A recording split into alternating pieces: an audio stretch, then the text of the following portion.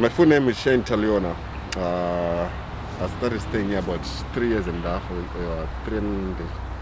I would say 4 years now. Okay. But it's 3 years straight out. On the 27th of September 2018. Yeah. So initially when I moved here, there was 2 tents here. It used to be the circus school in Onos. There was a huge one here, red and white one. And then that side there was a white one, which was kind of smaller than that, the one which is here. The guy who had the lease of this premises is the one who made me stay here since I wanted somewhere affordable to stay. I used to stay with my brother before I went back home, and then when I came back home here, we had a miscommunication. He went and moved to Namibia with work, and then I got stuck here in Cape Town, and then I had nowhere else to stay. And this was the most, I would say, tangible solution for me. So I ended up staying here from that time up to now. 2020 was when the garden actually started. 2019, when the tents went off, we started doing gardening just for the sake of seeing if crops can grow, you know. And then boom, crops did grow, you know. And then we had almost everything, because we threw everything the first year because we just wanted to see what would come up, you know. We had everything from, I don't know what didn't we plant, from anti-chops, bro. We had actually everything, you know. So 2020, we noticed that our soil is actually being damaged from the openness of this area. So we've got 2 winds which messes us up here. Sorry for my French, at least I didn't speak it. So we've got one from this side and the other one from that side. So it's always a clash here. So the soil and the crops, they don't really get to their full potential, you know. So we started the composting, which was like late last year, 2021, late last year, up to now. Now we are almost collecting something like a ton of compost per week with that bicycle there. Okay. So, which is kind of like a hassle sometimes, because it's a tricycle bicycle, so you have to cycle it. But then with the uphills of here and all, you know, it's kind of like a muscle too. But yeah, as I said, I don't know if I mentioned it, the premise belongs to the city of Cape Town. Yes. Yeah. So the guy, I don't want to involve names, but they're on records actually. So the guy who owned this premise, his name is Dimitri Slevis. Okay. Yeah. So he started subletting people, and I failed to be a victim to that. But it only happened for 2 months to me, because 2 months from there, that's when he got papers where he got served the eviction note. So from then he just disappeared and all. And then he left us here, and not left us here, but we didn't have anywhere to go. So we stayed because we don't have anywhere else to go. This is open space. Apparently we've been trying to negotiate with the city of Cape Town to tell us what their plans of this space. Apparently from our own investigation that we have done, without engaging with them, which they refused to. We noticed that, or we found out that there is a 10-year plan, a free plan, or what can I say? Like in the next 10 years, they don't have anything for this space. There were rumors that there was a club which wanted to build a 10,000-seater club here, which is a Cape Town FC Cape Town. Soccer football club. Apparently, they can't build it because of the protests and something like that, which is a rumor. I'm not so sure if it went out or not. But it's a rumor that they are no longer building the 10,000-seater. They are moving to Greenpoint Stadium instead. But still, they are under negotiations of the renters and shitters, but which is still a rumor. But then we have the biggest rumor of them all, which is the Amazon. With the Amazon development and all. From our investigation that we've done of the zoning and the whatnots of the area of this whole precinct, which is the 2 Motor and the 2 Rivers Park, it shows that from all the developments that needs to be done, even if Amazons develop there, that's if they do, this corner area is not going to be affected by that development. Okay. Even though it goes through, you know. So the ironic part, I don't know what's going on or anything. So I think it also stands on that whole factor of being a heritage site, and through all these big companies or all these commercial entities, they still can't take this place because apparently it's still going to be remain as it is, no matter what. The good thing is that we can't build anything on it.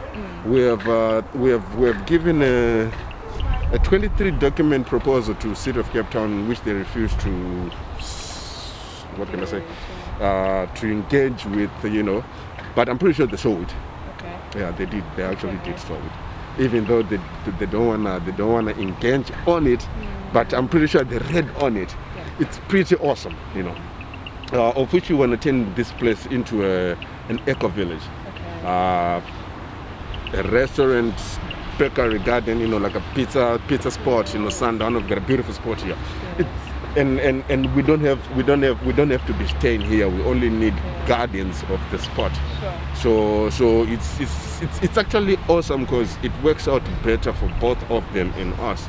Apparently, one of the biggest fears that they have is that they're afraid that we might turn this place into an informal settlement, of which with that whole proposal, it actually benefits them because there won't be any structures here, of which they are not allowed. There are no structures allowed to be on this premises. But in that sense, it ensures that even for the next 5 years or for the next 10 years or for whatever, there won't be anything of this sort right now.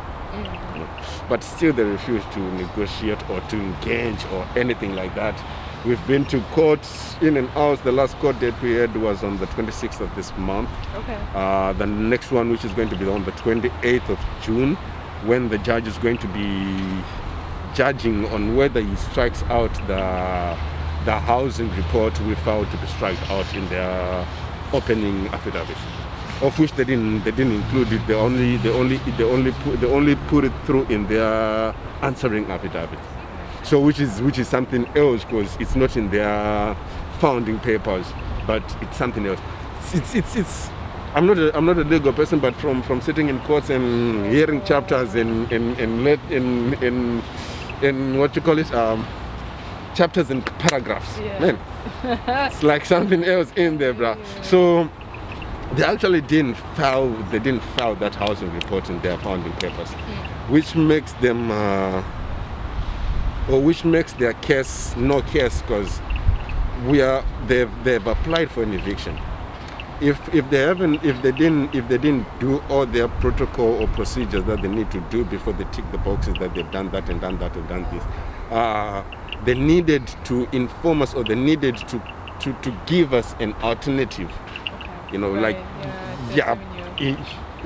I'm sorry to say this. I'm from Zimbabwe, by the way, and in Zim we don't really exercise our rights this much. But here, I'm really proud to say that South Africa is actually a beautiful country. You guys should come no idea, because they need or they must. I don't know which one is the actual good word in there. They must come up with an alternative solution or an emergency housing solution for us if they're to evict us, of which that should have been included in their housing report, which they didn't file in their opening papers. So by not filing that, then that means there is actually no case. So the whole case now lies on the judge, whether he's going to judge on, he's going to give a magistrate, whether he's going to give a judgment on striking out that housing report or not.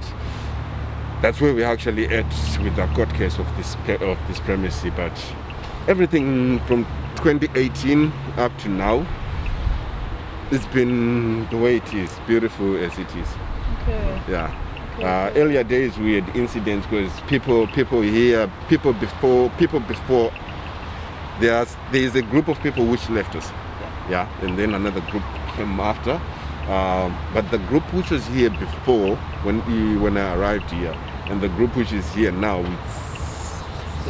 it's different. Okay. Yeah, it's different. Okay. And then can I ask why the phrase "arting our way through"? What is the meaning? What is the meaning to that? Yeah. So we are a bunch of artists here. musicians, sculptors, painters, philosophers. We've got John the philosopher, or in the painters, or in the. We decided to call ourselves Willow Arts Collective because just a part of us. So, art in our way through was more like we don't have much to offer, you know, but in a way, maybe with our art, we can offer some, you know, we can do something, or we can reach out or some shit like that. I hear Awesome. you. Cool. Does it feel good, Ellie? Yeah, we got 10